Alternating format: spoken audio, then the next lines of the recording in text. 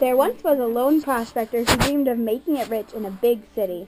He was a 24-year-old named George Smith. Smith really loved to travel, and he was willing to get in on the action. He was a simple man, however, George was really lonely. All he ever wanted in life was to find a wife and settle down after striking it rich, and maybe have 5 or 6 kids. George had no money. He was born into poverty, and he struggled his entire life just to get a slice of bread every week. George believed that only the rich can ever have a happy life. George heard success stories of the California gold rush from his pa. He would dream of his wildest dreams of someday venturing out and discovering limitless gold.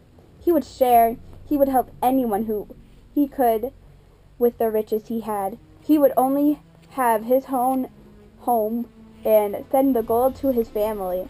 He would do so many things, but there were too many woulds and not enough could. He always had a dream of becoming a miner in the Old West. George turned 18. He said his goodbyes to his family and set out to fulfill his dream. His first stop, rumor had it Colorado was hoarding lots of gold. At Pike Peak, there were several thousand young prospectors like himself. George left disappointed from the mines. Being discouraged, George failed to follow the advice of the trickling riches about Comstock Lode. He tried Idaho, but he didn't succeed there either. George was beginning to wonder if he would ever prosper.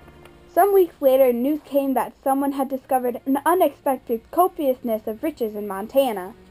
George set out at the crack of dawn. George, once again, failed.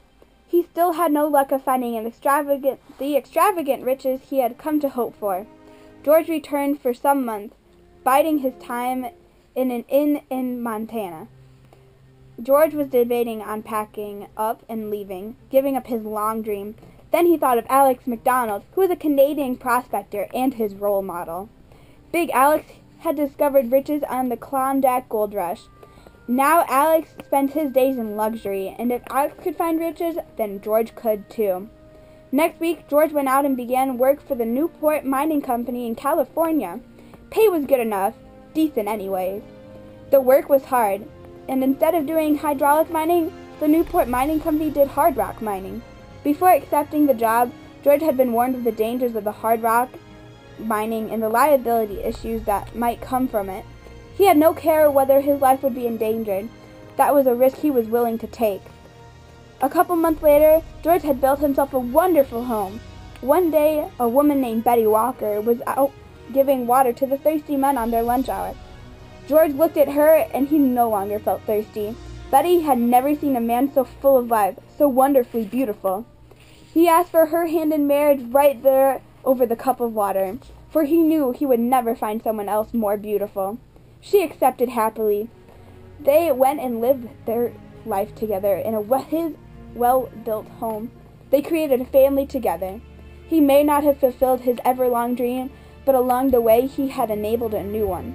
So with a goodbye to the old and hello to the new, George's dreams had all come true.